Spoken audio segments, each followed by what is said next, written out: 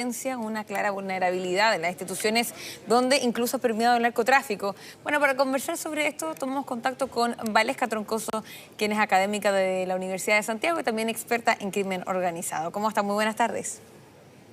Buenas tardes, Sabrina, ¿cómo estás?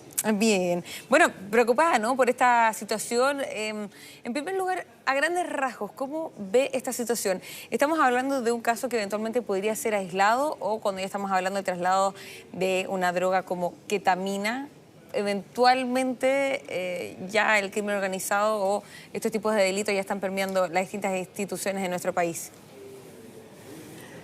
Lo primero que habría que señalar es que tenemos crimen organizado hace por lo menos 15 años. Claro. Y eso lo que nos podría manifestar hoy en día, que el nivel de permeabilidad de las instituciones va acorde a una evolución de 10 años en donde las organizaciones criminales han estado presentes en el territorio nacional, han desarrollado actividades ilícitas como es el narcotráfico. También hemos encontrado, ¿no es cierto?, organizaciones criminales vinculadas a la trata y el tráfico. Entonces, en ese contexto, en donde estamos hablando de una manifestación del crimen organizado que tiene larga data, principalmente porque estamos vecinos de países fronterizos, ¿no es cierto?, con Perú y con Bolivia, es muy fácil el tráfico de cocaína. Pero además lo que estamos observando es el tráfico de sustancias que son sintéticas. Y eso también nos abre otra vía de la participación de Chile en el circuito del narcotráfico internacional. Mm. Ahora, el rol que tiene la ketamina, porque estaba leyendo por ahí que cuando primero se descubrió, ¿no?, la ketamina al interior de nuestro país fue justamente por un traspaso de droga relacionado con el Tren de Aragua. ¿Se puede eventualmente ver ese vínculo? También estaba escuchando a la fiscal de este caso mencionar algo bien similar, que la ketamina normalmente se liga también al Tren de Aragua, ¿no?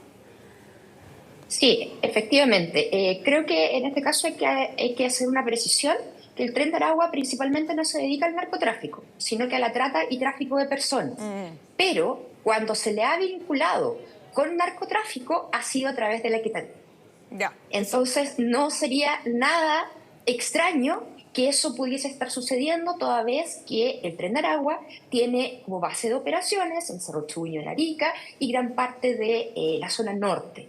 Ahora, no podríamos dejar de lado también otras aristas de Ya. organizaciones criminales, por ejemplo, porque el Tren de Aragua no es la única organización que Claro. tenemos en Chile, sino que también, por ejemplo, en Latinoamérica tenemos al PCC, que también maneja gran parte del negocio de la ketamina, y el PCC es una organización criminal brasileña, pero que tiene el control de casi todo el Atlántico. Y por lo tanto también están en Bolivia, entonces no sería extraño que pudiera tener vínculos en Chile. También podemos ver el Comendo Vermelho en Brasil. También podemos decir que también es parte de las organizaciones criminales colombianas, mexicanas. Entonces tienen un espectro de organizaciones criminales que hay que averiguar y por eso también la necesidad de una transparencia para poder realizar estas investigaciones. Sí, muy importante eso. Ahora lo que se detectó fueron 4 kilos, ¿no?, de ketamina. A su juicio, ¿cómo se ve este caso? 4 kilos de ketamina, imagino que ya no va para un consumo personal, que de todas formas es ilegal, ¿no? Pero ¿ya sería para venta eventualmente, considerando las proporciones de la cantidad de ketamina que se encontró? ¿Para comercio ilegal, por así decirlo? Claro, 4 kilos es bastante para ser para consumo personal. Porque también hay que verlo en un contexto, porque estamos hablando que consumo personal, pero eran 4 personas que se organizaron para generar un traslado de una droga y por lo tanto es una, en estricto rigor, según la Convención de Palermo, eso es una organización criminal. Personas que concertan, que se reúnen para poder traficar o desarrollar una actividad ilícita, organización criminal. Entonces, lo que tú me señalas con respecto a la ketamina, no solamente nosotros la vamos a ver en la venta, ¿no es cierto?, líquida, sólida, para inhalar, sino que también es un componente fundamental para el tuxi.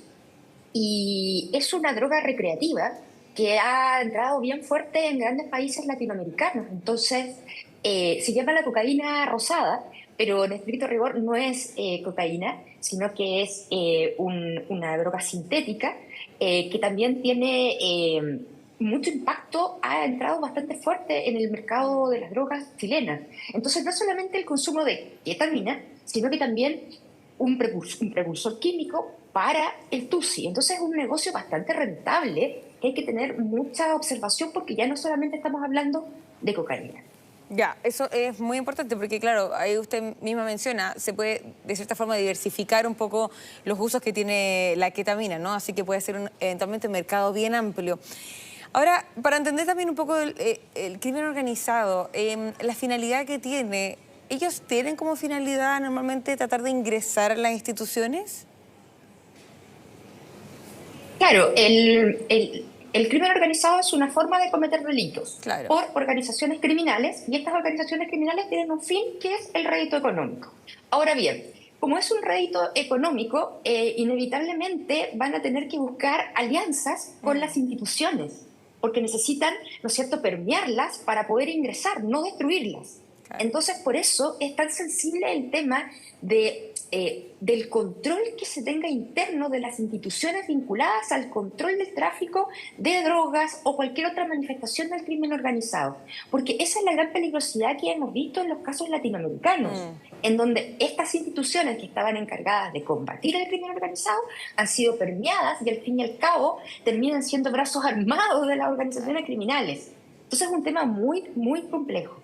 Sí, no, muy complejo porque también hemos visto en otros casos que eventualmente funcionarios, ¿no?, de instituciones públicas a veces colaboran, pero omitiendo sus labores, ¿no? Pero en este caso es bien preocupante porque ellos mismos estaban trasladando, ¿no?, esta sustancia ilícita. En esa misma línea te quería preguntar, a ver, estas instituciones, ¿qué tan grave es cuando ya están trasladando sustancias ilícitas, no solo por omisión de eventualmente dejar de vigilar, por ejemplo, algún paso fronterizo, es ya el traslado de esta sustancia ilícita? ¿Eso significa que ya penetró la institución? O sea, ¿hasta qué punto estamos hablando también? Claro, uno podría hacer muchas inferencias, creo que tampoco, frente a que no tengamos antecedentes concretos, que de hecho ni siquiera la Fiscalía los tiene, lo que podríamos hacer un escenario de cómo funciona el crimen organizado y aplicarlo a este caso, pero podríamos pensar que si estamos hablando, como yo señalaba, personas que concertaron, ¿no es cierto?, un tipo de organización de economía ilícita, es una organización criminal. Por lo tanto, estaríamos hablando de que hay organizaciones criminales dentro de las fuerzas aéreas. Entonces, eso ya reviste una complejidad mayor. O sea, estamos hablando que han sido permeadas. El tema es que nosotros no tenemos antecedentes de que si ha ocurrido en otras ocasiones. No sabemos todavía procesos internos que pueden haberse desarrollado, dígase sospechas, ¿no es cierto?, o procesos en investigación. Por eso es tan importante que la Fiscalía tenga esa información correspondiente, porque parece ser que se han hecho bastantes operaciones de teléfonos, ¿no es cierto?, allanamientos, pero necesitamos que la Fiscalía los tenga, porque la Fiscalía además está llevando casos paralelos, por ejemplo, contra el Tren de Aragua. Entonces es necesario poder entender toda la dinámica completa de lo que está sucediendo en Chile. Claro. ¿Sí? Ahora, usted menciona que el crimen organizado busca tener aliados, ¿no?, en las instituciones también. ¿Qué beneficios eventualmente, cómo funciona esto cuando ya tratan de captar a funcionarios de instituciones públicas? ¿Es en base a amenazas? ¿Es por poder económico que eventualmente le podrían entregar a los funcionarios? ¿Cómo se logra finalmente captar, por así decir, a funcionarios públicos para que sean parte de esta red? Claro, existen las dos formas que tú bien señalas, que es la cooptación, ¿no es cierto?, que la persona lo acepta a través de un pago económico y es un trato entre ambas personas que están de acuerdo en poder cometer este ilícito para facilitarle el ilícito a las organizaciones criminales. Ya sea haciendo vista gorda, ya sea, ¿no es cierto?, dándole información privilegiada, ya sea a través de empresas fantasmas, pero también existe la opción de la extorsión. Y eso también está vinculado con todo lo que hemos hablado en la última semana, que tiene que ver, por ejemplo, secuestros con extorsión, o extorsión que viven las personas pero no lo denuncian. Entonces, si te das cuenta, empezamos a armar un poco el escenario que estamos viviendo en Chile, que es claramente presencia de organizaciones criminales. Por lo tanto, Chile no quedó fuera del circuito del crimen organizado transnacional. ¿Y qué faltó a su juicio para evitar que incluso lleguen a las instituciones? No es fácil la pregunta que usted me acaba de hacer, porque son varios los factores que tienen que confluir. Pero si estamos hablando, por ejemplo, del control del crimen organizado, una de las cosas que es fundamental era haber tenido en consideración que son las fuerzas de seguridad quienes son las que controlan la seguridad pública y el crimen organizado. Y había un riesgo mayor de involucrar a otras organizaciones, a otras instituciones como las Fuerzas Armadas en su conjunto, porque no están preparadas para el combate al crimen organizado y de hecho es desnaturalizar las Fuerzas Armadas. Por lo tanto, creo que ahí fue poca evaluación del riesgo y no tomar en consideración experiencias como México, como Brasil, como Colombia, que han sido permeadas estas instituciones. Y segundo, creo que también tiene que ver cuáles son los tipos y los niveles de control interno que están desarrollando las instituciones. Y eso tampoco como ciudadanía lo sabemos. Ahora, se señala que se percató, ¿no es cierto?, sobre esta situación que estaban subiendo la droga al avión, pero eso indica que hay ciertos procedimientos, pero no sabemos con qué regularidad. Entonces, de alguna forma también cuál es el control permanente que se está haciendo frente a las Fuerzas Armadas, que convengamos que están en un espacio geográfico que es el desierto. Sí. Por lo tanto, también tienen bastante independencia para poder trabajar en esos espacios geográficos que son complejos.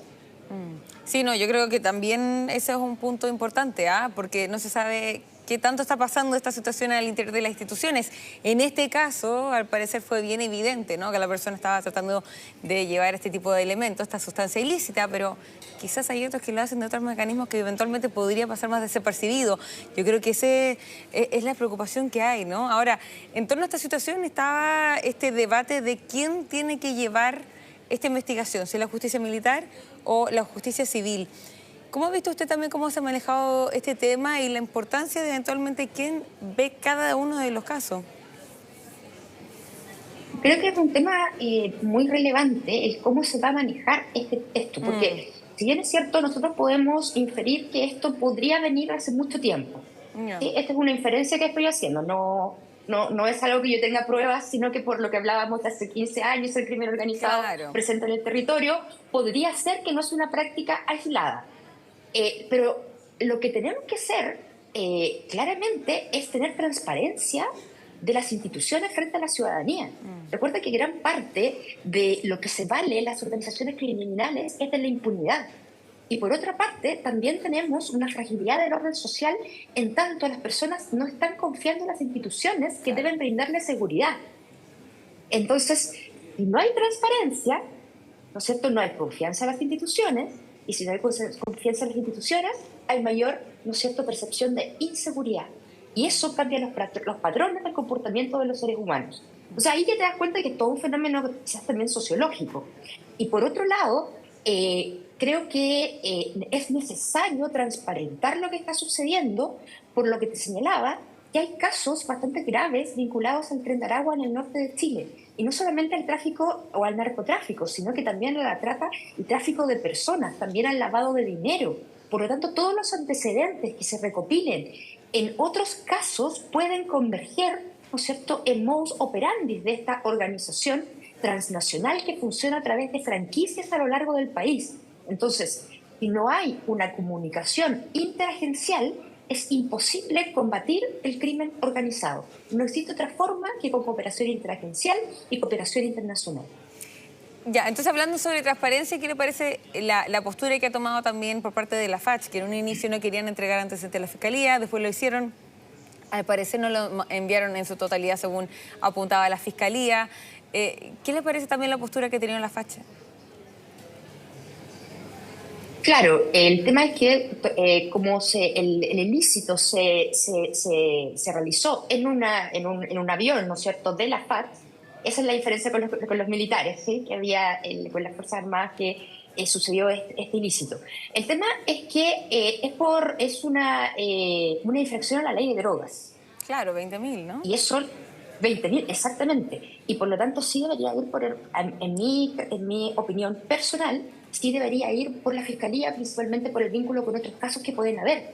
Porque me parece que aislar los casos parcelar la información, lo único que nos va a llevar a discusiones bizantinas en donde no vamos a terminar en nada, porque uno dice entrego información, el otro dice no entrego sin hojas, bueno, pero quiero más. Bueno, ¿hasta cuándo vamos a estar esperando que se entregue la información si nosotros cumplimos con 2 días de desfase de cuándo había sucedido este delito? Claro. Entonces, nuevamente, transparencia ante todo, porque todos estamos absolutamente preocupados cuál es la situación real del crimen organizado en Chile, y nos está poniendo un escenario inédito en la historia de Chile frente, ¿no es cierto?, al crimen organizado. ¿Y cómo ve el combate al crimen organizado en este caso? ¿No? Hay que ver finalmente si es combate, o sea, si es crimen organizado o no, pero que se entregue estos antecedentes después de varios días recién en la Fiscalía, que en un inicio no se quieran entregar. ¿Cómo ve, y también las líneas grises que existen en torno a quién toma un caso, ¿no? La justicia militar o la justicia civil? ¿Cómo ve que este escenario eventualmente pueda también perjudicar en tratar de combatir el crimen organizado? Hay 2 cosas interesantes que tú señalas. La primera es que el narcotráfico es una manifestación del crimen organizado. Por lo tanto, si estamos hablando que van a ser procesados por la ley 20.000, ¿cierto?, infracción de drogas, es crimen organizado. Yeah. ¿Sí? Más todavía si aplicamos la definición que tiene la Convención de Palermo, que es más de 3 o 4 personas que se reúnen para cometer un ilícito, ¿sí?, con un fin de rédito económico. Calza perfectamente con definiciones internacionales y con las definiciones que Chile ha establecido como lo que es el crimen organizado y organizaciones criminales. Por lo tanto, eso no lo podemos desconocer y bajarle el perfil. Y en segundo lugar, por lo que tú señalas, es muy interesante porque es lo que conversábamos. Las Fuerzas Armadas, al no estar preparadas para combatir el crimen organizado, porque en estricto rigor no es su función, se van a generar este tipo de situaciones que van a poner en jaque principalmente cómo son los controles internos. Porque las Fuerzas Armadas están preparadas para la guerra, para enfrentar a otros ejércitos, no para esta amenaza transnacional. Y por lo tanto los protocolos, lo más probable es que vayan a también tener que revisarse. Por lo que te decía, porque es una desnaturalización de las funciones de las Fuerzas Armadas. Entonces nos pone en otro escenario. Tenemos Fuerzas Armadas que combaten el crimen organizado, pero no tenemos claridad de cómo esas personas, si están involucradas en actos vinculados al crimen organizado, van a ser sometidas a la justicia. Entonces, nuevamente, ambigüedad.